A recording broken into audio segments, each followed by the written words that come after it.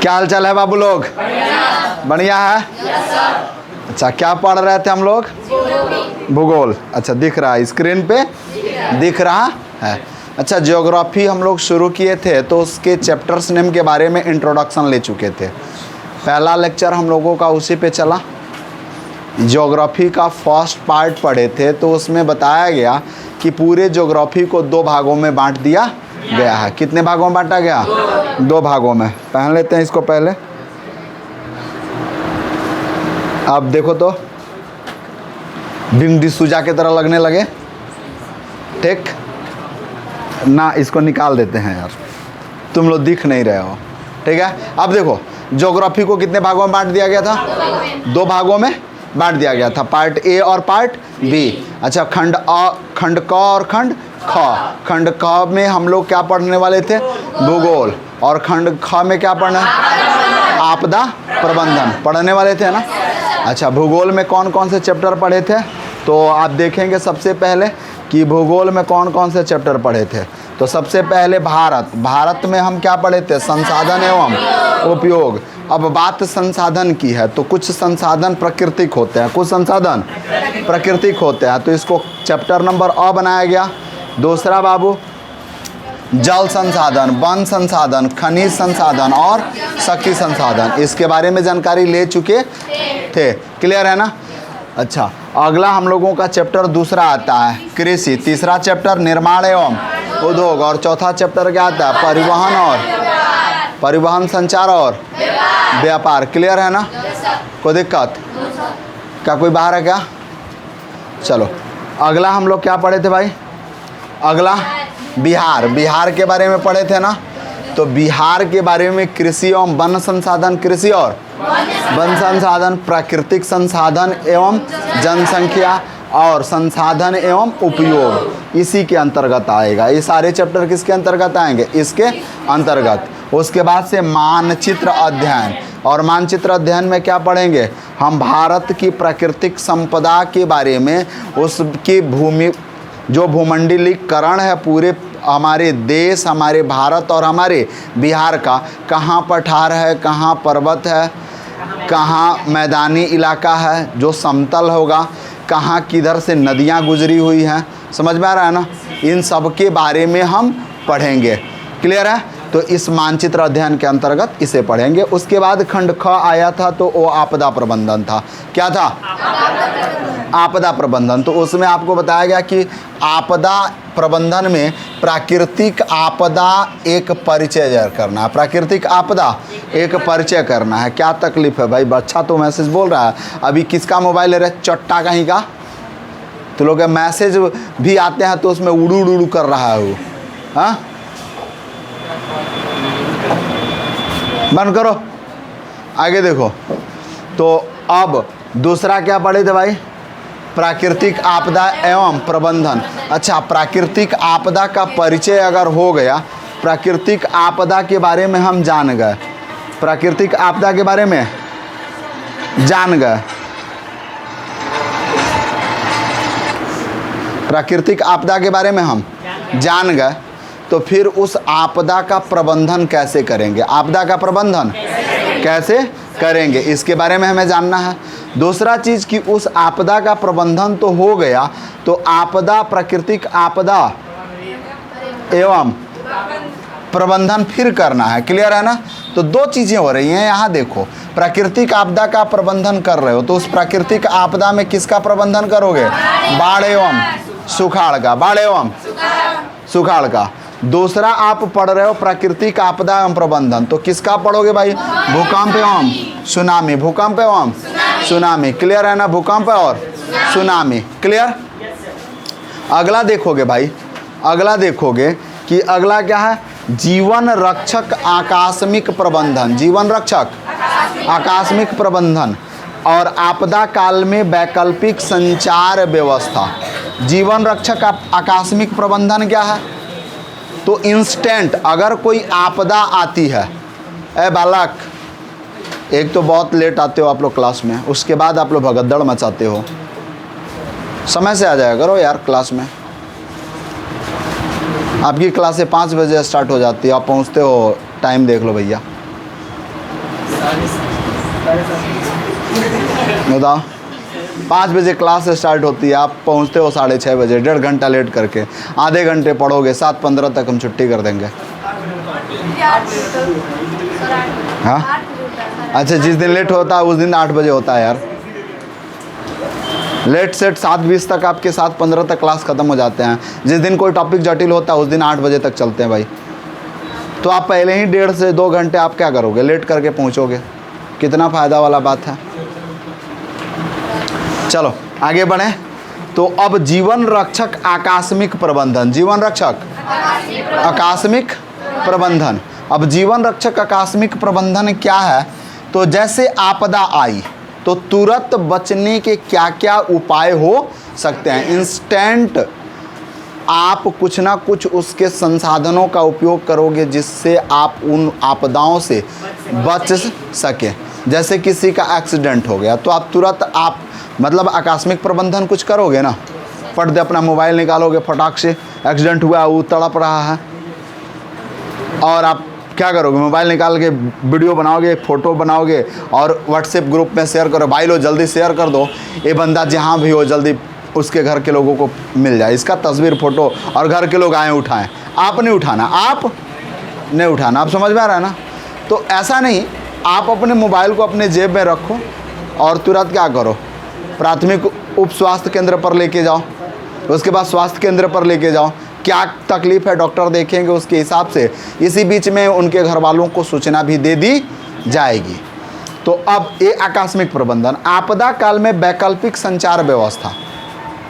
वैकल्पिक संचार व्यवस्था का मतलब कि कोई ना कोई ऐसा कम्युनिकेशन सिस्टम होना चाहिए आपदा काल में जिससे हमारी गतिविधियों की जानकारी बगल वाले लोगों को दी जा सके, जो आपदा से वंचित हैं वो हमारी सहायता कर सके। अब तो समझ में आ रहा है ना? अगला क्या है? आपदा और सह अस्तित्व।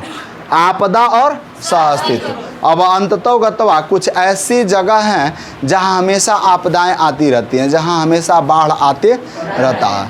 तो उन सारी जगहों पे उस आपदा से निपटने के लिए कुछ लोग उनके साथ सामंजस्य की स्थिति बना लेते हैं। समझ में आ रहा है? अपना घर द्वार है, बनाया हुआ है, कोई तकलीफ नहीं है, वो रहते हैं। जैसे बारिश वाला मौसम शुरू होता है उस घर को छोड़कर ऊंचाई वाले स्थान पर भी आ जाते हैं। बारिश का मौसम ख़त्म, बाढ़ ख़त्म, फिर वहाँ चले जाते हैं। अब तो समझ में आ रहा? यानी उसके साथ एक सामंजस्य, कोऑपरेशन का एक रूल अपना लिए हैं कि आप कुछ दिन यहाँ रहेंगे, कुछ दिन यहाँ रहेंगे। अब तो समझ में आ रहा है ना? तो आपदा और सह अस्तित्व हमारा कैसे रहेगा ये हमें लास्ट चैप्टर में पढ़ना है। इन सारी चीज़ों के बारे में हम लोग समझ चुके थे। आज हम लोगों का सबसे प्यारा टॉपिक स्टार्ट करने वाले हैं हम लोग। बहुत प्यारा टॉपिक, देख लीजिएगा बाबू, बहुत प्यारा टॉपिक है। क्या है प्यारा टॉपिक?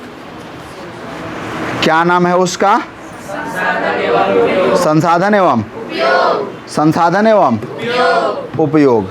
अच्छा, संसाधन एवं उपयोग के बारे में पढ़ना है। संसाधन एवं क्या क्या इस चैप्टर में पढ़ना है भाई? संसाधन के बारे में पढ़ना है। संसाधन के प्रकार, संसाधन नियोजन, संसाधन संरक्षण, सतत विकास। यानी इस पूरे चैप्टर में हमें 5 पॉइंट पढ़ने हैं। कितने पॉइंट पढ़ने हैं? 5 पॉइंट पढ़ने हैं। पहला पॉइंट क्या है भाई? संसाधन एवं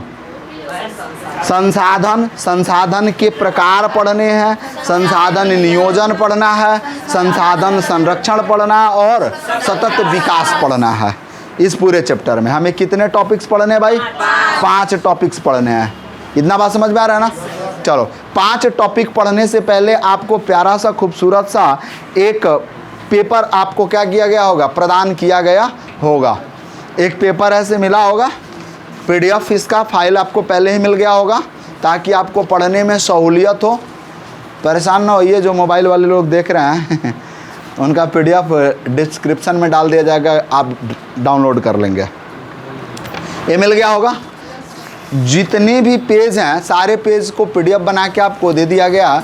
आप ईमानदारी से मेरे साथ बोलते चलेंगे, समझते चलेंगे और मेहनत करेंगे। ईमानदारी अगर आपके अंदर है तो आप 100% आगे बढ़ेंगे, और ईमानदारी नहीं है तो फिर आप आगे नहीं बढ़ पाएंगे भाई। तो स्टार्ट किया जाए अपना टॉपिक। चलो देखो भाई, पहला टॉपिक क्या है? भारत संसाधन एवं उपयोग। भारत संसाधन एवं उपयोग। देखो भैया, ये हमारा टॉपिक हो गया, भारत संसाधन एवं। पहले एक एक टॉपिक्स को समझाते हैं, उसके बाद आगे बढ़ते हैं, ठीक है? पहले क्या करते हैं, एक एक टॉपिक्स को समझाते हैं। पहले इधर वाले को समझाते हैं, फिर आगे बढ़ते हैं। पहले इसको हम ले लेते हैं ऐसे, ठीक है? चलो देखो भाई, समझाने के लिए मेरे पास कुछ जगह भी होना चाहिए ना, पक्का? चलो ठीक है। अब देखो भाई, सबसे बड़ी बात क्या है कि हमें पढ़ना है संसाधन। भारत में संसाधन पढ़ना है, भारत में संसाधन एवं उपयोग। तो सबसे पहले हम इसकी कुछ बातों को जान लें कि संसाधन क्या है।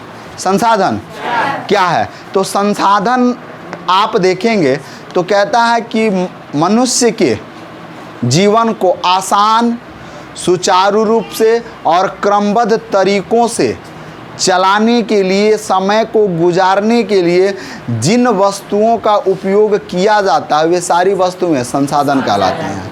वे सारी वस्तुएं यानी वे सारी वस्तुएं जो मनुष्य के जीवन काल को सुविधापूर्ण, सुख, आरामदेह बनाने में काम आती हैं, इन सारी वस्तुओं को क्या कहेंगे हम? इसमें कुछ प्राकृतिक होंगी, कुछ मानव निर्मित होंगे। अब तो समझ में आ रहा है ना? कोई दिक्कत? तो चलो भाई, सबसे पहले देखेंगे हम लोग, सबसे पहले कि देखो, प्रकृति ने हमें उपहार स्वरूप अपार संपदा प्रदान की है। उपहार स्वरूप अपार संपदा। अपार संपदा में क्या क्या मिला भाई? भूमि मिला, उसके बाद क्या मिला? मृदा मिला, नदियाँ मिला, खनिज पदार्थ मिला, हाँ, वनस्पति, प्राकृतिक वनस्पतियाँ मिल गई, जीव जंतु, जल आदि सब। यानी प्रकृति ने हमें क्या दिया भाई? अपार उपहार स्वरूप अपार संपदा दी है। अपार संपदा में क्या मिल गया? भूमि, मृदा, नदियाँ, खनिज, वनस्पति, जल, जितना भी चीज़ है सब मिला। समझ में आ रहा? और इनका उपयोग करके हम क्या करते हैं? अपने दैनिक जीवन में जो भी कमियां होती हैं उसकी पूर्ति करते हैं। क्लियर? अब आगे देखते हैं। कहता है कि प्रकृति के इन उपहारों का उपयोग आदि काल से मानव सहित सभी जीव करते आ रहे हैं। मानव के साथ साथ अन्य जो जीव जंतु इस पृथ्वी पर भ्रमण करते हैं या जो इस पृथ्वी पर उत्पन्न हुए हैं, वे सभी लोग इन संपदाओं का उपयोग करते हैं। क्लियर है ना? पेड़ पौधों का उपयोग सब लोग करते हैं, हम भी करते हैं, पशु भी करते हैं, पक्षियां भी करती हैं, कीट पतंग सब लोग करते हैं ना? अब देखोगे भाई, मानव के आर्थिक विकास में प्रकृति के जिन तत्वों ने साधन के रूप में योगदान किया उन्हें संसाधन कहते हैं। बड़ा प्यारा सा और बड़ा टफ डेफिनेशन मिला। एक संसाधन का क्या डेफिनेशन मिला भाई? तो सबसे पहले आप देखोगे संसाधन का डेफिनेशन, तो संसाधन क्या है? तो एक प्यारा सा डेफिनेशन मिल गया कि मानव के आर्थिक विकास में, मानव के आर्थिक विकास में प्रकृति नहीं भाई, प्रकृति ने जिन, अरे प्रकृति के जिन तत्वों ने साधन के रूप में योगदान दिया है, तत्वों ने साधन के रूप में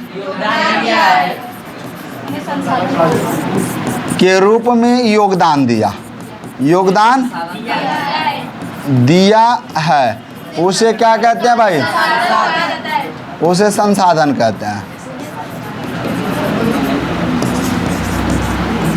देखो भाई, चलो संसाधन का बड़ा प्यारा सा और टफ डेफिनेशन मिला। देखो भाई, संसाधन का अगर डेफिनेशन देखने का प्रयास करोगे तो बड़ा प्यारा सा एक डेफिनेशन मिल गया। कहाँ से कहाँ तक? तो मानव जीवन के विकास में प्रकृति ने जिन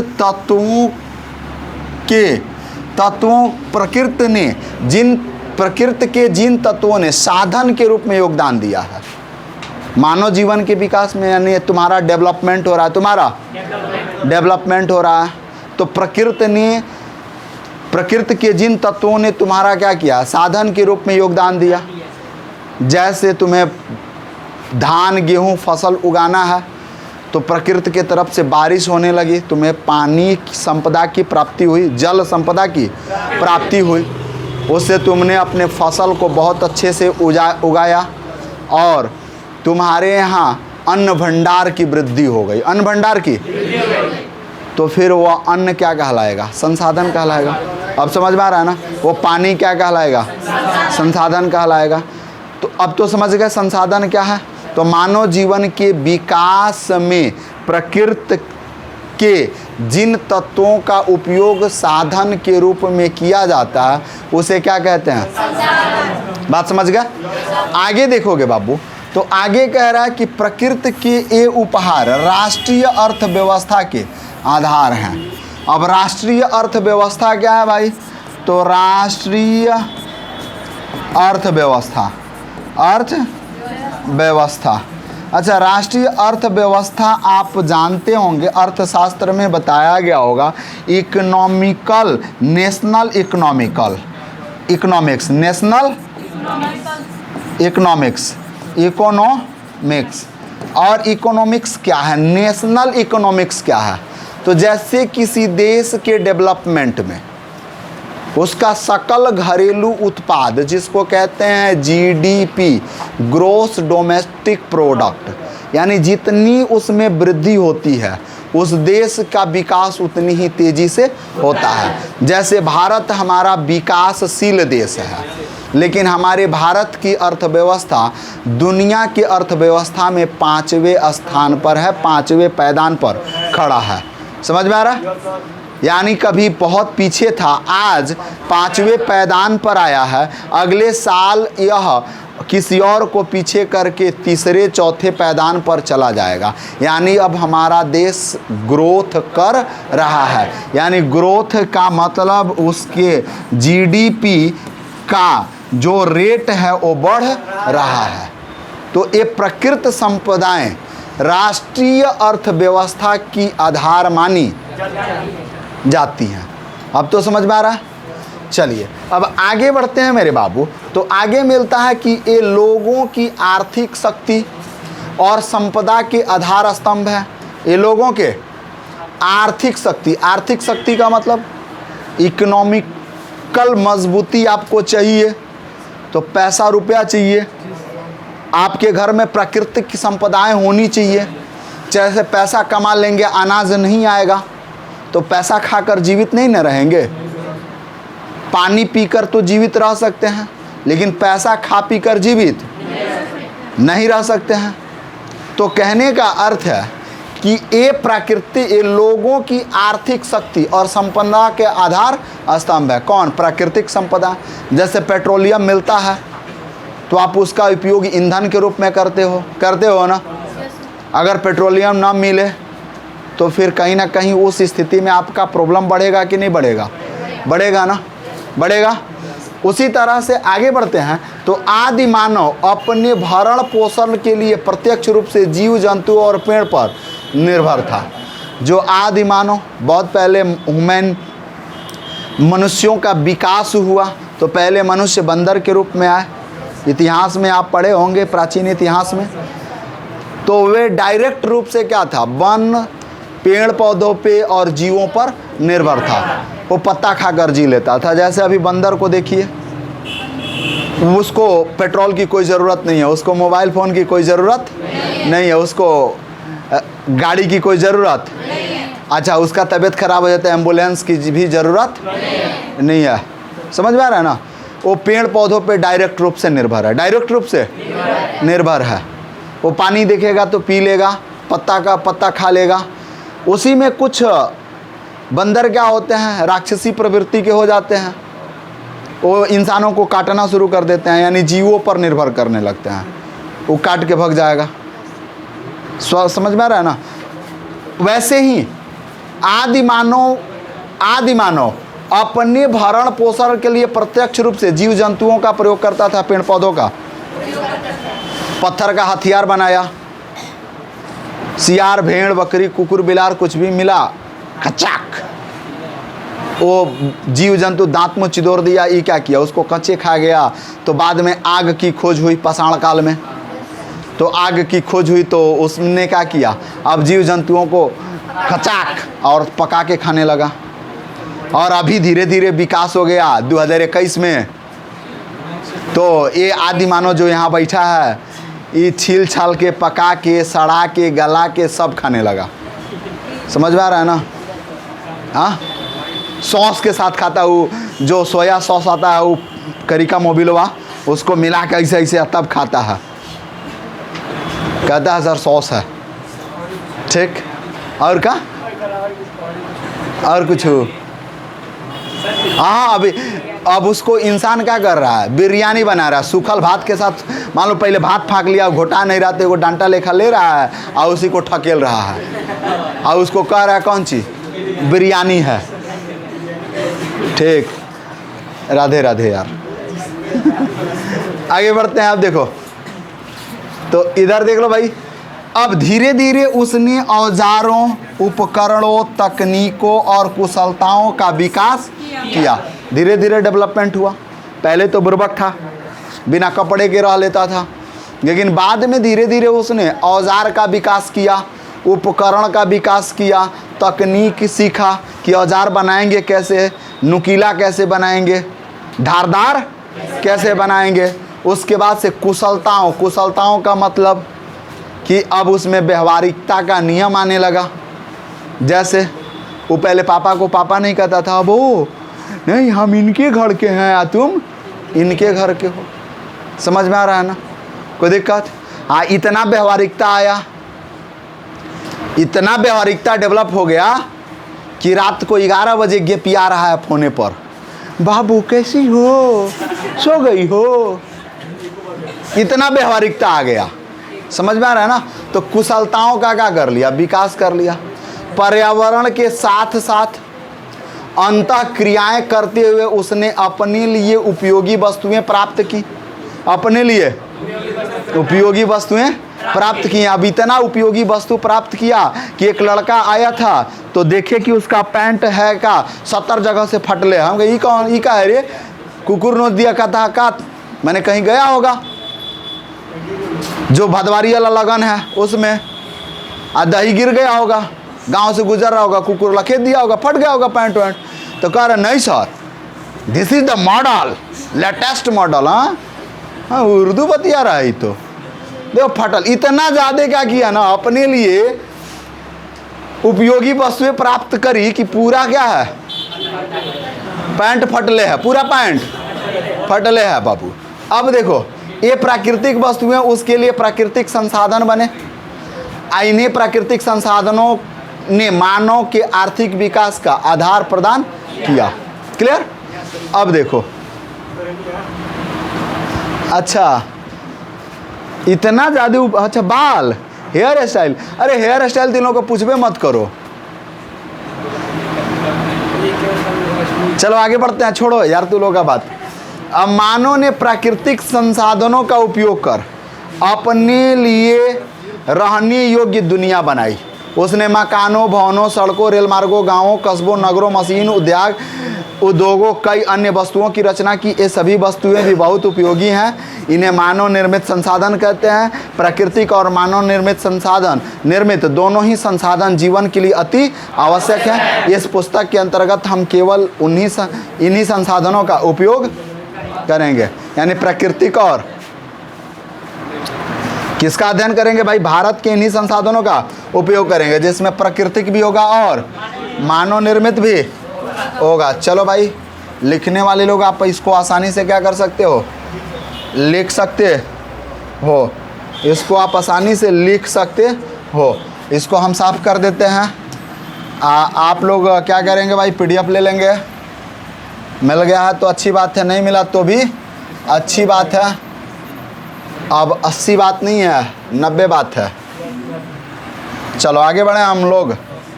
तो अब देखो मेरे भैया, मेरे बाबू, अब हम इधर को ढक देते हैं।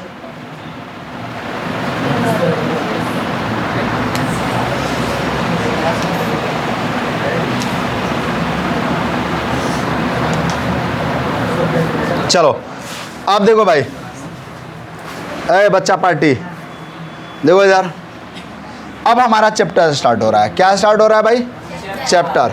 और चैप्टर में ध्यान से देखोगे बच्चा, हल्ला नहीं रहे पीछे से।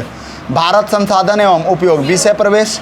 पर्यावरण की एक प्रमुख विशेषता इसकी साधन संपन्नता है। पर्यावरण की विशेष विशेषता क्या है? इसकी साधन संपन्नता है। क्लियर? अब देखो, इसके तत्व ही मानव के लिए प्राकृतिक साधन है जो भौतिक विकास के आधार हैं। मानव पर्यावरण के अनेक तत्वों का उपयोग अपने आराम तथा विकास के लिए, यानी बहुत ज़्यादा, जैसे मान लो प्राकृतिक संसाधनों का, जैसे पेड़ पौधों का उपयोग हम लोग करते हैं। हवा नहीं बहती है, धूप तेज होता है, तो हम लोग अपनी चारपाई उसके छाया में लेकर चले जाते हैं। घर से, गांव से बाहर बड़ी प्यारी सी हवा बहती है, हमें सुकून मिलता है, हमें सुकून मिलता है। उसके बाद उस वृक्षों पे फल लगते हैं, उन फलों को मार्केट में बेचकर हम पैसे कमाते हैं और अपना डेवलपमेंट करते हैं। बात समझ में आया? हाँ बोलिए। अच्छा हाँ, कि बहुत सारे लोग हैं, ये कुछ बेकार टाइप के लोग हैं जिनको मानवता नहीं आती है, जो अमानवीयता को प्रदर्शित करते हैं, वो वृक्षों की कटाई करके वृक्ष को ही बेच देते हैं। ऐसा नहीं करना है, ऐसा। आगे देखो, कुछ उपयोगी तत्व प्रकृति के ऐसे उपहार हैं जिन्हें मानव स्वयं पैदा नहीं कर सकता है। यानी कुछ उपयोगी तत्व प्रकृति के ऐसे उपहार हैं जिसे मानव स्वयं पैदा, पानी पैदा स्वयं नहीं किया जा सकता है। बहुत सारा हाइड्रोजन और बहुत सारा ऑक्सीजन मिलाते रह जाएंगे, पीने लायक पानी नहीं बन पाएगा। क्लियर है ना? हवा मनुष्य उत्पादित नहीं कर सकता। ये बात अलग है कि ऑक्सीजन सिलेंडर में भर के बेचा जा रहा है, लेकिन हवा का उत्पादन मनुष्य द्वारा नहीं हो सकता है। क्लियर? अब देखो, मानव जीवन को आरामदेह और सुख सुविधापूर्ण बनाने में काम आने वाले प्रकृति के इन उपहारों को क्या कहते हैं? प्राकृतिक संसाधन। अब पहला प्रश्न था तुम्हारा कि संसाधन क्या है, तो तूने संसाधन का परिभाषा लिखा। क्लियर है ना? क्लियर है? प्रकृति की वे सारी तत्वें जिनका उपयोग मनुष्य अपने कार्यों को सुरुचिपूर्ण, यानी कार्यों को सुविधापूर्ण संपादन के लिए करता है, संसाधन कहलाते हैं। लेकिन अब प्रकृति संसाधन क्या है? प्राकृतिक संसाधन क्या है? तो यहाँ आप देख लो, प्राकृतिक संसाधन कि मानव जीवन को आरामदेह और सुख सुविधापूर्ण बनाने में काम आने वाले प्रकृति के सभी उपहारों को क्या कहते हैं? और प्रकृति के सभी उपहार क्या है? भूमि, मृदा, जल, वन, जीव जंतु, एटीसी, पेड़ पहाड़ सब है, सब कुछ है। अब तो समझ गया, डेफिनेशन समझ में आया, प्राकृतिक संसाधन समझ में आया और संसाधन समझ में आ गया। कोई दिक्कत? चलो बाबू आगे बढ़ते हैं। अब देखो, प्राकृतिक साधन का उपयोग आदिकाल से मानव सहित सभी जीव करते आ रहे हैं। मानव के आर्थिक विकास में जिन तत्वों ने साधन के रूप में योगदान दिया है उन्हें क्या कहते हैं? ये पहले ही पढ़ चुके हैं कि मानव के आर्थिक विकास में जिन तत्वों ने साधन के रूप में, उसे क्या कहते हैं? संसाधन कहते हैं। उसे क्या कहते हैं बाबू? संसाधन कहते हैं। इतना बात पढ़ लिए हैं? कोई दिक्कत है किसी को? चलिए भाई, कोई दिक्कत नहीं है। अब आगे बढ़ते हैं मेरे बाबू। तो अगला लाइन क्या है, आप आसानी से पढ़ेंगे। पढ़िए अगला लाइन। जो पॉइंट मिल रहा है उस पॉइंट को हाईलाइट करते चलेंगे। खूबसूरत सा एक पेन ले लेंगे, उससे हाईलाइट करते हुए आगे बढ़ते रहेंगे। ठीक है, चलिए अब आगे देखिए। तो यहाँ एक पॉइंट मिल गया आपको। देखो क्या पॉइंट मिला मेरे भाई, अरे सुनो रे बाबू लोग, मेरे बाबू लोग, यहाँ एक मिला वही डिफिनीशन यहाँ कि मानव के आर्थिक विकास में जिन तत्वों ने योगदान दिया है उन्हें क्या कहते हैं। अच्छा, प्रकृति ने हमें उपहार स्वरूप अपार संपदा प्रदान की है, उधर वाला कॉपी पेस्ट किया गया है। क्लियर है ना। जैसे मृदा, नदियाँ, खनिज, प्राकृतिक वनस्पति, जीव जंतु आदि प्रकृति के उपहार साधन तभी बने जब मानव उनकी खोज कर उनका उपयोग करने लगा। मनुष्य का विकास हुआ, ये पहले से थी, मनुष्य को समझ नहीं था कि ये पानी है, ये आग है, ये पहाड़ है, ये पर्वत है, झील है, ये नदियाँ हैं, उसको जानकारी। तो उसको धीरे धीरे जानकारी हुई, समझदारी आई, व्यवहारिकता का नियम आया, तो सब उन्होंने क्या किया, सब कुछ को पहचानना शुरू किया। क्लियर। अब देखो, उदाहरण स्वरूप नदी एक प्राकृतिक उपहार है। यह संसाधन तभी बनी जब मानव सिंचाई, नौ परिवहन, शक्ति साधन के आदि के लिए इनका उपयोग करने लगा। यानी नदी तो एक प्राकृतिक संसाधन है, नदी एक प्राकृतिक संसाधन है, लेकिन यह संसाधन कब बनी, जब मनुष्य ने इसका उपयोग करना शुरू कर दिया। किस में किया उपयोग, सिंचाई में। नौ परिवहन, नौ परिवहन का मतलब एक स्थान से पानी के मार्ग द्वारा एक स्थान से दूसरे स्थान पर जाना। जैसे आप लोग अभी जाते हो किसी वाटर पार्क में या कहीं जाते हो तो आप क्या करते हो, पैर से चलाने वाला एक छोटा सा नौका लेते हो और खूब बढ़िया उसमें सैर करते हो, नदी में करते हो ना, या झील होता है या जो भी हो। क्लियर है ना। पैर से चला के करते हो, कुछ मोटर लगा रहता है, खुद मोटर से चलती हैं और आप सेल्फी लेते हो, वाह भाई ऐसे करते हो पूरा। तो यानी जल नौ परिवहन उसी को कहा जाता है। यानी पानी मार्ग द्वारा, जल मार्ग द्वारा, जल मार्ग द्वारा एक स्थान से, मार्ग द्वारा एक स्थान से दूसरे स्थान तक जाने की प्रक्रिया क्या कहलाती है, नौ परिवहन। और शक्ति के साधन, शक्ति के, तो शक्ति क्या है भाई, तो सबसे पहले आप देखोगे कि बड़े बड़े बांध बनाकर नदियों पे, झीलों पे उसके पानी का उपयोग ऊंचाई से गिराकर टरबाइन पे विद्युत ऊर्जा का उत्पादन किया जाता है। क्लियर है ना। विद्युत ऊर्जा का उत्पादन किया जाता है। हाँ, बड़ी तकलीफ है गर्मी की यार, बहुत तकलीफ है यार, क्या करोगे, लाइट ही नहीं है यार। चलो कोई बात नहीं है, आगे देखो। साधन आदि के इनका उपयोग करने लगा। अब जरा सोचो, फिर संसाधन जैव जगत का आधार है। जैव जगत, जैव जगत को जीव जगत कहेंगे। जैव जगत को जिस पर हम लोग हैं, जगत माने संसार हो गया, जगत माने संसार हो गया। बड़े खुश नसीब हो, जगत का मतलब संसार समझ रहे हो। हम लोग इतने छोटे छोटे थे तो जगत का मतलब वो गुटखा समझते थे, 2 रुपये का आता था, 50 पैसे का। हाँ, समझ में आ रहा है ना। तो उस जगत को ही कहता था, जगत लेके आ जाइए, तो लेके आता था, ऐसे फाड़ गया पाँच का बोले हो रे, ऐसे चलाता था, दादा बनता था। गुटखा पुकार खा के हमारे बिहार में लोग क्या बनते हैं, दादा बनते हैं। गुटखा खा लेंगे, पाँच के ठूकेंगे, क्या बोले हो रे, ना पहले थूक के आइए, पहले थूक के आइए, दादा वादा बनना छोड़िए, थूक के आइए, चुतियापा वाला काम आप कर रहे हैं।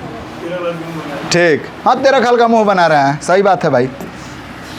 आगे देखो, पर्यावरण की वे समस्त वस्तुएं संसाधन कहलाती हैं जिनका उपयोग मानव जीवन के लिए संभव है। अतः पर्यावरण के वे समस्त जैव और अजैव तत्व संसाधन कहे जाते हैं जिनका उपयोग की क्षमता मानव में विद्यमान है। और पर्यावरण के वे समस्त जैव तथा अजैव तत्व, जैव तथा जैव का मतलब जीवित, अजैव का मतलब मृत।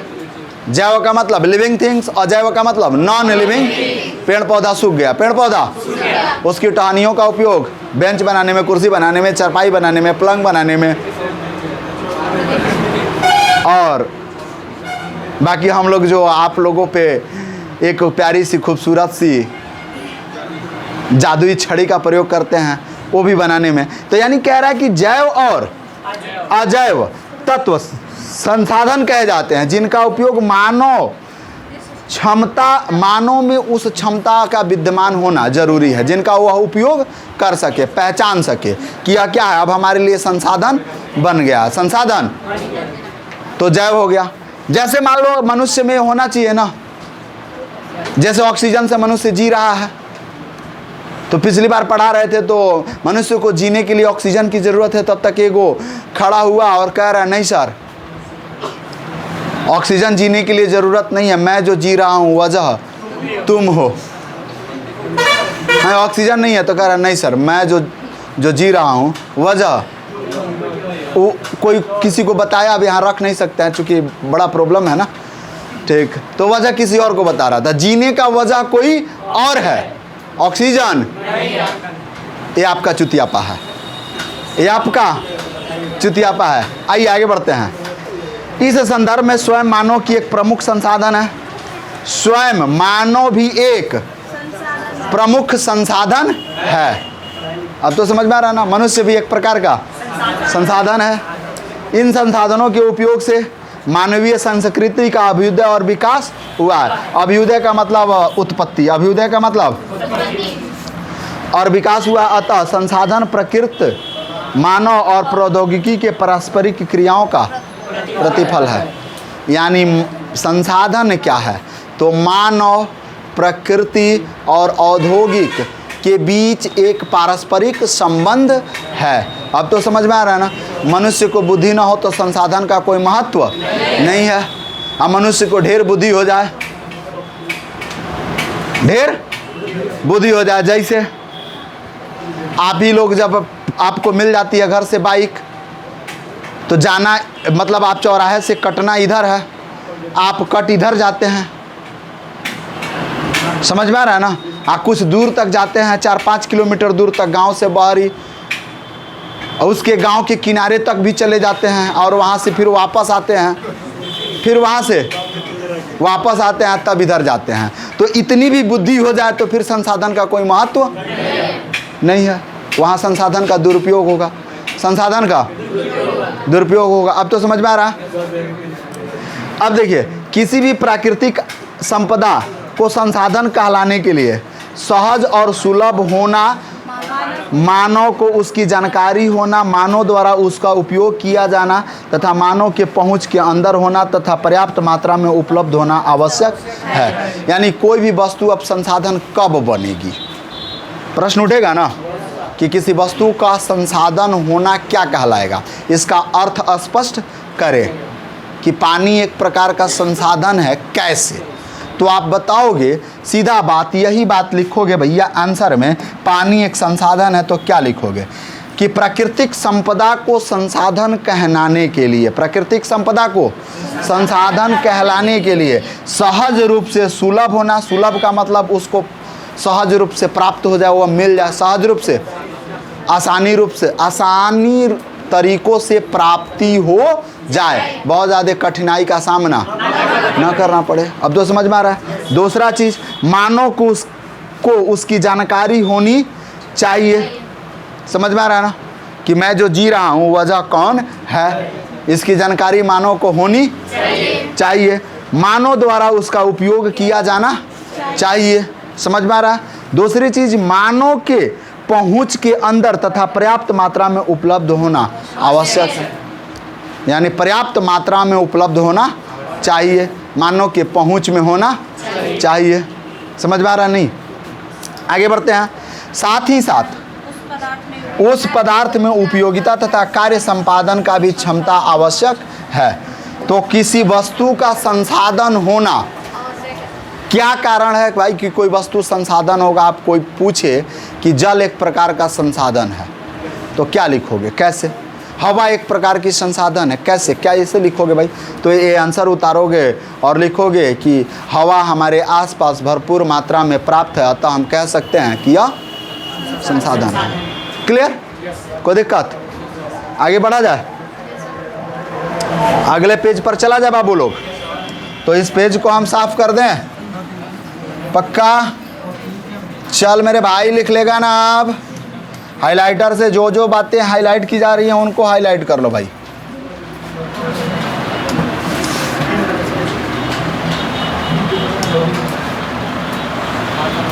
वहीं ये तो भग गया यार।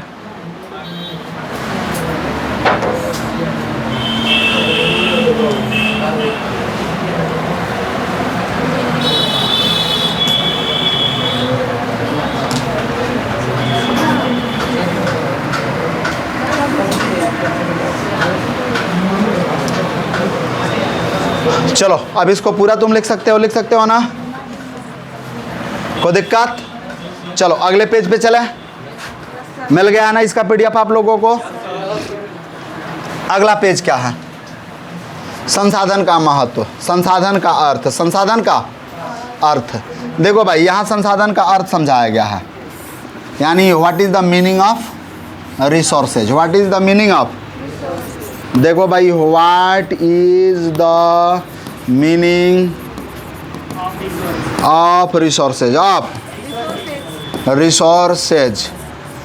तो कहता है कि समस्त प्रकृति प्रदत्त जैव अजैव, जैव और, तो जैव का मतलब लिविंग, क्या होना चाहिए, और अजैव का मतलब पदार्थ जो मानवीय आवश्यकता की पूर्ति में सहायक होते हैं, संसाधन कहलाते हैं। पृथ्वी पर अपार संपदाएं हैं, परंतु वे संसाधन तभी कहलाएंगे जब मनुष्य उनका उपयोग करने लगेगा।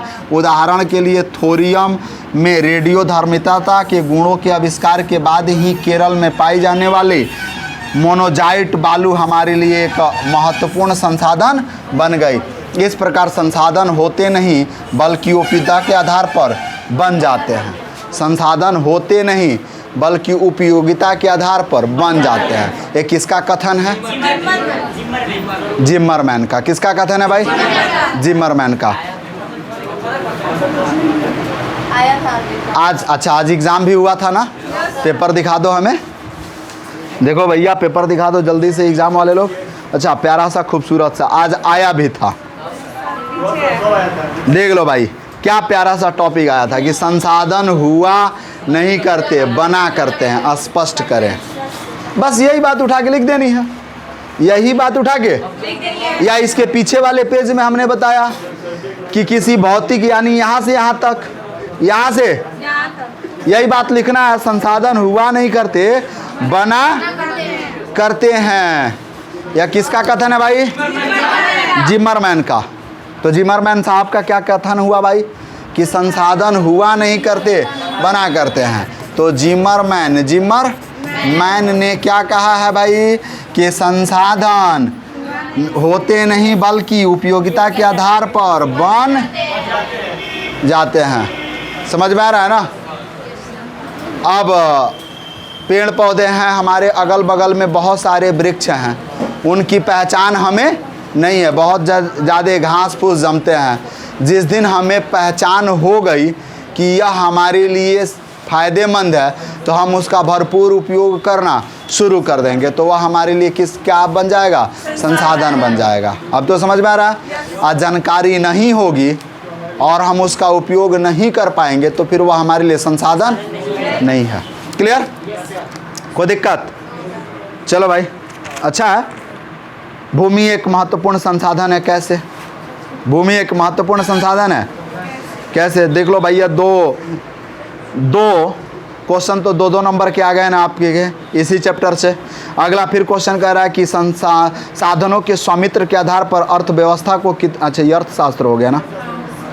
अच्छा इसमें 5 नंबर वाला क्वेश्चन नहीं हैगा?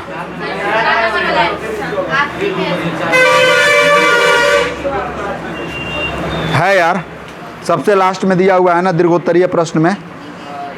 भारत में जलोढ़ मिट्टी कहाँ कहाँ पाई जाती है? इस मिट्टी की विशेषताओं को लेकर देखो, पढ़ा रहे हैं ज्योग्राफी तो ज्योग्राफी की चर्चा करो। इटली का एकीकरण मुंह बना दिए हो। ये मतलब झोटलावा पार्टी को बुद्धि तो है नहीं, बुद्धि रहेगा कहाँ? इतना झोंटा इन लोगों का बढ़ गया है कि बुद्धि लायक जगह ये नहीं बचा है। अब एक बहनिया से कह रही है बाग सर रहने दीजिए, अब हो गया। बताओ बुद्धि है? बुद्धि लायक जगह ही कहाँ है? झोंटा से भर गया है। बताइए। अब एक झोटलावा आई एक दिन, दूगो के साथ आई क्लास में और कही सर कुछ सीरियस मैटर है। हम कहे का बाबू बताओ सीरियस मैटर? तो कह रहे सर पढ़ने के लिए कोई टाइम टेबल बताइए।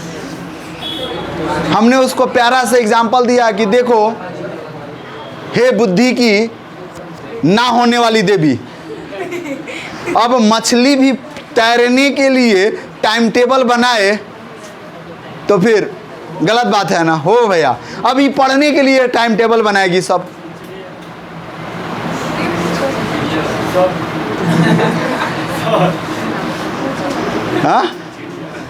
हाँ, चिड़िया उड़ने के लिए टाइम टेबल बना है, मछली तैरने के लिए टाइम टेबल बना है। समझ में आ रहा है ना। और हवा बहने के लिए टाइम टेबल बना है। तो फिर हो भैया कल्याण इस पृथ्वी का। वैसे ही ये सब है, ऐसे ऐसे ऐसे। विद्यार्थी हो, पढ़ाई का ही काम तुमको घर वाले दे रखे हैं और कोई काम तो है नहीं, तो फिर पढ़ो ना। पढ़ने के लिए टाइम टेबल क्या बनाना भैया। इसलिए ज्योग्राफी पढ़ा रहे तो ज्योग्राफी का ही क्वेश्चन का चर्चा की जाए। अब करिए ज्योग्राफिया ना मिलल है सर जी तो क्या बोले। अच्छा ना बुझाया, हाँ तो बुद्धि है नहीं तो बुझाएगा कहाँ से। बुद्धि तो ताखा पे है। पकड़ो पकड़ो, आगे देखो। अब संसाधन का महत्व, इम्पोर्टेंस, हमारे लाइफ में संसाधन का क्या इम्पोर्टेंस है भाई, देखना है ना। हमारे लाइफ में संसाधन का क्या इम्पोर्टेंस है। अरे देखो भाई, पहला चीज कि संसाधन किसी देश को आर्थिक आधार और उसके निवासियों को वैभव प्रदान करते हैं। ये मनुष्य तथा समाज के लिए उपयोगी हैं। ये समाज बनाने अथवा सेवा उपलब्ध कराने में हमारी सहायता करते हैं। इतना बात समझ में आया? नहीं भी आया तो कोई बात नहीं, हम पढ़ रहे हैं बस खाली। प्राकृतिक संसाधनों का बड़ा महत्व है। प्राकृतिक संसाधनों का बड़ा ही आर्थिक महत्व है। इन्हीं के द्वारा विभिन्न कृषि संबंधी अनेक कार्य संभव हैं। हमारे खाने पीने की सभी वस्तुएं इन्हीं प्राकृतिक संसाधनों से मिलती हैं। इन्हीं संसाधनों द्वारा अपने उपयोगों के लिए अनेक प्रकार का कच्चा माल मिलता है। हाँ, उपयोगों के लिए। अच्छा, उद्योगों, अच्छा हम पहले ही ढक दे रहे हैं तो क्या पढ़ें। हाँ, उद्योगों के लिए, आई एम सॉरी, उद्योगों के लिए अनेक प्रकार का कच्चा माल मिलता है। हमारे कृषि पर आधारित एवं खनिजों पर आधारित उद्योग इसी कच्चे माल पर निर्भर करते हैं। कच्चा माल जैसे रॉ मटेरियल, कच्चा माल होता है। जैसे कपड़ा बनना है तो कपड़े बनाने के लिए हमको रेशम की ज़रूरत पड़ेगी, और रेशम से पहले उसके लार्वा और प्यूपा की ज़रूरत पड़ेगी। कृत्रिम रूप से रेशम तैयार किया जाता है ना, लार्वा और प्यूपा द्वारा। एक कीट होता है, ए पीछे वाला नहीं सुधरेगा तू, आदत से एकदम लाचार है रे ससुर का नाती। आगे देखो, यानी प्यूपा और लार्वा द्वारा कृत्रिम रूप से क्या किया जाता है, रेशम की उत्पत्ति की जाती है। वैसे ही अगर हमें सूती वस्त्रों का उत्पादन करना हो तो हमें कपास चाहिए। क्या चाहिए? कपास एक प्रकार का पुष्प होता है, उसके बाद उसमें फल लगते हैं और वो फैलता है, तो उसमें से उसके रुई जैसे रेशे निकलते हैं और उनका प्रयोग करके धागा बनता है और उसे सूती वस्त्र बनाए जाते हैं। क्लियर है ना, कोई दिक्कत? तो कहीं ना कहीं कपास प्राकृतिक संसाधन है। एक छोटा सा पौधा है, उसकी खेती की जाती है। खेती काली मृदा, काली मिट्टी में, काली मिट्टी में उसका उत्पादन बहुत अधिक होता है, बलुई मिट्टी में नहीं हो पाता है। तो काली मृदा उसके उत्पादन के लिए महत्वपूर्ण मृदा है। तो कपास का उत्पादन कर हम लोग क्या करते हैं, वस्त्र तैयार करते हैं। तो यानी वस्त्र के तैयारी के लिए कच्चा माल क्या हुआ भाई, कपास हुआ ना। कच्चा माल क्या हुआ, रॉ मटेरियल क्या हुआ, कपास। अब देखो, हमारी सभी व्यापारिक गतिविधियां प्रत्यक्ष एवं अप्रत्यक्ष रूप से इन्हीं प्राकृतिक संसाधनों पर हमारी बहुत सारी सेवाएं जैसे बैंकिंग, इंजीनियरिंग, स्वास्थ्य सेवाएं निर्भर करती हैं इन्हीं प्राकृतिक संसाधनों पर। क्लियर है ना, सारी सेवाएं जैसे बैंकिंग सेवाएं। अब गन्ने क्या खेती करोगे, गन्ने को क्या करोगे, बेच दोगे चीनी मिलों को, तुम्हारे पास मोटा रकम आएगा, उससे तुम्हारी बैंकिंग सेवा चली कि नहीं चली, चली है कि नहीं है। क्लियर। अब पानी तुम प्रकृति से पानी ले रहे हो और प्यूरिफाइंग मशीन लगाकर, आरओ मशीन लगाकर अब पानी को तुम बोतलों में भर कर बेच रहे हो, तो जिसको तुम क्या कह रहे हो, बिस्लेरी कह रहे हो। क्लियर है ना। तो अब इससे क्या हो रही है, बैंकिंग सेवाएं बढ़ रही हैं कि नहीं बढ़ रही हैं। उसके बाद से इंजीनियरिंग सेवाएं। अब देखो पानी की शुद्धिकरण के लिए टेक्निक की ज़रूरत पड़ी कि पानी प्यूरिफायर होगा कैसे, तो रिवर्स ऑस्मोसिस आरओ की व्यवस्था लगाई गई, यानी प्रतिलोम परासरण की क्रिया। बड़े क्लासों में जाओगे तो वहाँ मिलेगा रिवर्स ऑस्मोसिस, प्रतिलोम परासरण, तो वहाँ तुमको समझाया जाएगा आरओ का कंसेप्ट। समझ में आ रहा। चीनी आपने गन्ने को बेचा, तो गन्ने से के जूस से चीनी बनाने के लिए कहीं ना कहीं टेक्निक की ज़रूरत आई, तो उससे क्या चला भाई, इंजीनियरिंग और स्वास्थ्य सेवाएं। कौन सी सेवाएं, स्वास्थ्य सेवाएं। इन्हीं सारे प्रकृति संपदाओं से स्वास्थ्य सेवाएं बनती हैं। क्लियर है ना। जैसे आपके शरीर में पानी की मात्रा कम हो जाती है तो NaCl सोडियम क्लोराइड का एक बोतल चढ़ा दिया जाता है। डॉक्टर साहब चट देख आते हैं, एक लाते हैं सिरिंज और नस में इसे खोज के पटाख से कोंच के टेप मार के और ऊपर से लटका देते हैं। अच्छा डायरेक्ट पी लीजिएगा तो ले दे सब जौन है भीतरा है ना, ले दे बाहरी हो जाएगा। ठीक, जितना पेट का चाउमिन है सब अगले दिन निकल जाएगा। आगे बढ़े ना, डायरेक्ट पी लीजिएगा। तो बहुत से प्राकृतिक संसाधन जैसे वन आदि पारिस्थितिक संतुलन बनाए रखने में काफ़ी उपयोगी सिद्ध होते हैं। पारिस्थितिक संतुलन समझते हैं ना। हाँ, पारिस्थितिक संतुलन, इकोलॉजी, हमारा पर्यावरण, हम जिस वातावरण में रहते हैं वहाँ एक सामंजस्य के साथ रहना है। जैसे पेड़ पौधों को काट दीजिए, टेम्परेचर हाई 45 डिग्री से 50 डिग्री हो जाए, अब 45 से 50 हो जाए, क्या एसी काम करेगा? एसी काम ही नहीं करेगा, क्योंकि एसी के टेम्परेचर अधिक से अधिक कितने होते हैं, 50 डिग्री होता है। अब टेम्परेचर वो 50 डिग्री तक के टेम्परेचर को ठंडा करेगा और 50 से अधिक टेम्परेचर वातावरण का है, कहाँ से ठंडा करेगा? अभी जैसे बीच में एसी काम करना बंद कर दिया था, मौसम बहुत ज़्यादा कड़ा हो जाए। तो यानी कहने का अर्थ है कि पारिस्थितिक वातावरण में सामंजस्य बनाने के लिए पेड़ पौधे सहायक हैं। पेड़ पौधों द्वारा समय समय पर बारिश होती है, वे हमारे वातावरण से ऑक्सीजन को क्या करते हैं, रिलीज करते हैं और कार्बन डाइऑक्साइड को अपने अवशोषित कर लेते हैं। यानी कार्बन डाइऑक्साइड का उपयोग कर वो क्या करते हैं, अपना भोजन बनाते हैं। यानी अब कार्बन डाइऑक्साइड जो वातावरण में ग्लोबल वार्मिंग का एक महत्वपूर्ण कारण है। ग्लोबल वार्मिंग, वैश्विक जो गर्मी की, सारे विश्व में गर्मी और सूखा की स्थिति देखने को मिल रही है, ये ग्लोबल वार्मिंग है। बढ़ते उष्मा के प्रभाव में सबसे ज़्यादा कारण क्या है, कार्बन डाइऑक्साइड, CO2 की बढ़ती मात्रा, CO2 की। और CO2 को ऑब्जर्व कौन करते हैं, पेड़ पौधे, और रिलीज क्या करते हैं, ऑक्सीजन। तो हम ऑक्सीजन से जीते हैं, पेड़ पौधे हम छोड़ते कार्बन डाइऑक्साइड हैं, ग्रहण क्या करते हैं, पेड़ पौधे क्या ग्रहण करते हैं, क्या छोड़ते हैं। तो देखो ना, एक पारिस्थितिक को सामंजस्य बना कि नहीं बना। तो इसके लिए महत्वपूर्ण कौन से हैं, पेड़ पौधे। बाकी समझ गए बातें, आगे बढ़ते हैं। तो प्रकृति संसाधनों की तरह मानव निर्मित संसाधनों का भी, बोलिए। देखो बिना बुद्धि वाले लोग पीछे से कुछ कर रहे हैं। अब देखो, प्राकृतिक संसाधनों की तरह मानव निर्मित संसाधनों का भी अपना विशेष महत्व है। प्रकृति से प्राप्त सभी उपहार तभी संसाधन बनते हैं जब व्यक्ति उसका प्रयोग करके अपने लिए उपयोगी वस्तुएं तैयार करता है।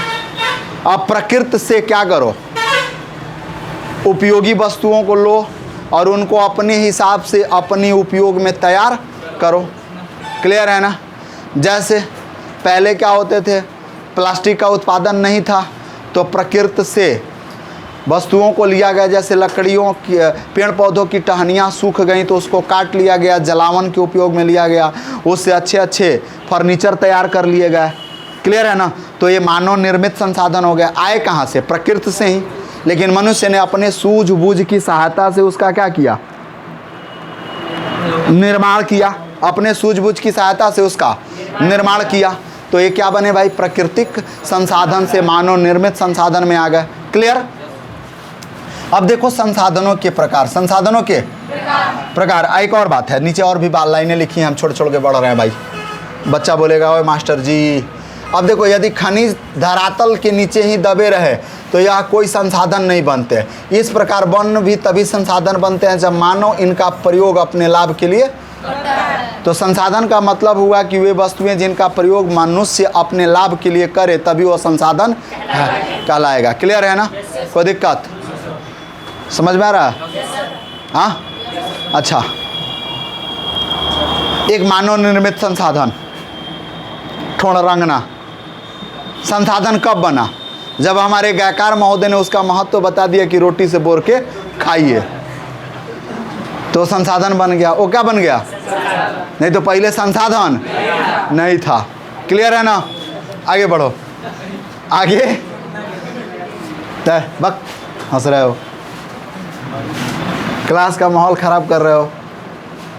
आगे बढ़े हम लोग।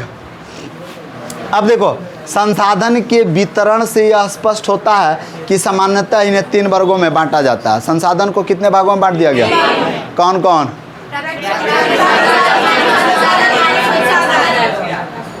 बड़ा वाह, बड़ा वाह। देखो संसाधन कितने प्रकार के हो भाई? पहला प्राकृतिक संसाधन, नेचुरल रिसोर्स। दूसरा मानवीय संसाधन, ह्यूमन रिसोर्स, तथा मानवीय निर्मित संसाधन, मैन मेड रिसोर्स। अब प्राकृतिक संसाधन क्या है? प्राकृतिक संसाधन क्या है? तो देखो भाई समझ लो प्राकृतिक संसाधन क्या है। बालक डोंट बातचीत प्लीज, समझो ना यार। देखो इन दोनों में बतिया ही सेम सेम, डिफरेंस इज तनी मुनी। क्लियर है ना? यानी इन दोनों में क्या है भाई? बतिया is same same, difference is तनी मुनी। आगे देखो प्राकृतिक संसाधन प्रकृति के मुक्त उपहार है। मानवीय संसाधन का तात्पर्य श्रम है तथा मानव निर्मित संसाधन वे हैं जिन्हें मनुष्य ने उत्पादन में सहयोग करने के लिए बनाया है। देख लो भाई प्राकृतिक संसाधन क्या है? प्राकृतिक संसाधन प्रकृति के मुक्त उपहार हैं। मानवीय संसाधन का तात्पर्य श्रम से है। श्रम का मतलब मेहनत से है। श्रम का मतलब मेहनत से है। जैसे वन जंगल से लकड़ी लाना है तो आप मेहनत नहीं करोगे तो लकड़ी आएगा? तो आप मेहनत कर रहे हो, यानी वो मानवीय संसाधन है। लकड़ी लाए और उससे आप क्या किए? खूब बढ़िया सा एक सोफा सेट पलंग बना लिए सोने के लिए, तो वह कौन सा हो गया? मानव निर्मित संसाधन हो गया। जैसे देख लो भाई पूंजी एवं कुशलता। पूंजी एवं, अब पूंजी बनेगी कैसे? पलंग बना के बेचो तो पूंजी बनेगी। और आपकी कुशलता, कारीगरी में कितने कुशल हैं, जितना अच्छा आप वस्तुएं निर्मित कीजिएगा उतनी ज़्यादा आपकी कुशलता बढ़ेगी। अब तो समझ गया? चलो मेरे भाई अब देख लो भाई, आगे बढ़ते हैं। तो अब कहता है कि उत्पत्ति के आधार पर संसाधनों को 2 भागों में बांट दिया गया। पहला आप यहाँ हाईलाइट कर लेंगे। क्या क्या हाईलाइट करेंगे? तो आप ए हाईलाइट कर लेंगे पूरा लाइन। क्लियर है? कोई दिक्कत? Any problem? चलो दूसरा आप हाईलाइट करेंगे उत्पत्ति के आधार पर संसाधन के प्रकार। उत्पत्ति के आधार पर संसाधन 2 प्रकार के होते हैं, एक जैव एक अजैव। जैव का मतलब क्या है? Living resources. और अजैव का? अब जैव संसाधन सजीवों से उत्पन्न होते हैं। इन संसाधनों की प्राप्ति जीवमंडल से होती है और इनमें जीवन व्याप्त होता है। जैव संसाधन है जैसे मछली का क्या करना? व्यापार करना। क्लियर है ना? मछली का व्यापार करना। जैसे मधु उत्पादन होता है तो मधु के लिए क्या किया जाता है? मधुमक्खी पालन किया जाता है। तो ये जैव संसाधन हुए ना। अभी रेशम प्यूपा और लार्वा से तैयार किया जाता है। प्यूपा के लार्वा से, तो यानी छोटा छोटा कीट होता है, इसको उत्पन्न किया जाता है। और इससे क्या होता है भाई? दूध दही का आप उत्पादन करते हो, तो ये जैव संसाधन हुए। ये क्या हुए? क्लियर? आगे बढ़े, आगे बढ़ते हैं भाई। तो अगला देख लो, वनस्पति जगत, प्राणी जगत, मत्स्य जीवन, पशुधन आदि तथा अनेक उत्पादन आते हैं। कोयला, पेट्रोलियम तथा प्राकृतिक संसाधन है, क्योंकि ये लाखों वर्षों पहले दब गए। जीव जंतुओं से उत्पन्न हुए हैं। क्लियर है ना। कोयला पेट्रोलियम भी जैव संसाधन है, क्योंकि ये लाखों वर्ष पहले जब पृथ्वी पर उथल पुथल मचा तो ये पृथ्वी के नीचे दब गए और सड़ गल कर क्या बने, कोयला और पेट्रोलियम बने। क्लियर। तो ये जैव संसाधन हो गया। आगे बढ़ते हैं मेरे भाई, तो इसको कलर कर लेना भाई, हाइलाइटर कर लेना अपने नोट्स में, ये हाईलाइट कर लेना, ठीक है। आगे बढ़ते हैं। देखो अब अजैव संसाधन क्या है, तो वे सारे संसाधन जो निर्जीव वस्तुओं से बने हैं अजैव संसाधन कहलाते हैं। जो निर्जीव वस्तुओं से बन गए, जैसे भूमि, मृदा, खनिज, वायु, जल, चट्टानें आदि, ये निर्जीव वस्तुओं से बनी, इनको क्या कहेंगे हम, अजैव संसाधन कहेंगे। क्लियर है ना। अब उपलब्धता के आधार पर संसाधन को दो वर्गों में बांटा गया, संपूर्णीय संसाधन और असंपूर्णीय का मतलब जो कंप्लीट हो, और असंपूर्णीय का मतलब जो इनकम्प्लीट हो, पूरा। तो वे संसाधन जिनकी निरंतर पूर्ति बनी रहे, संपूर्णीय संसाधन जैसे जल, सूर्य प्रकाश, वायु, वन, यानी इनकी निरंतर पूर्ति बनी रहती है। क्लियर। और अपूर्णीय एक बार प्रयोग करने के बाद समाप्त हो जाते हैं, इसलिए इन्हें समाप्य संसाधन भी कहते हैं। अब समस्त खनिज पदार्थ इसी श्रेणी में, समस्त खनिज पदार्थ इसी श्रेणी में। क्लियर। चलो भाई, अब समाप्यता के आधार पर नवीकरणीय योग संसाधन और अनवीकरणीय योग संसाधन। क्लियर है ना, कोई दिक्कत। तो आप इनको घर से पढ़ के आओगे। स्वामित्व के आधार पर संसाधन, यानी संसाधन को 5 भागों में बांटा गया, घर से पढ़ कर आओगे। थोड़ा समय का अभाव है, इसलिए हम आपके क्लास को क्या करते हैं, यहीं रहने देते हैं, क्लास को विश्राम देते हैं। क्लियर है ना। आप मोबाइल देखने वाले लोग परेशान ना हो, ग्रुप यानी PDF का लिंक ग्रुप डिस्क्रिप्शन में दे दिया जाएगा। आपसे मेरा एक रिक्वेस्ट है कि आप वीडियो को लाइक करें, चैनल को सब्सक्राइब करें, वीडियो पे कमेंट करना ना भूलें, और वीडियो पसंद आए तो अपने दोस्तों को शेयर भी करें। बाकी आज के लिए सिर्फ इतना ही। हंसते रहें, मुस्कुराते रहें और यूं ही PCM क्लासेज में पढ़ने। जय हिंद, जय भारत।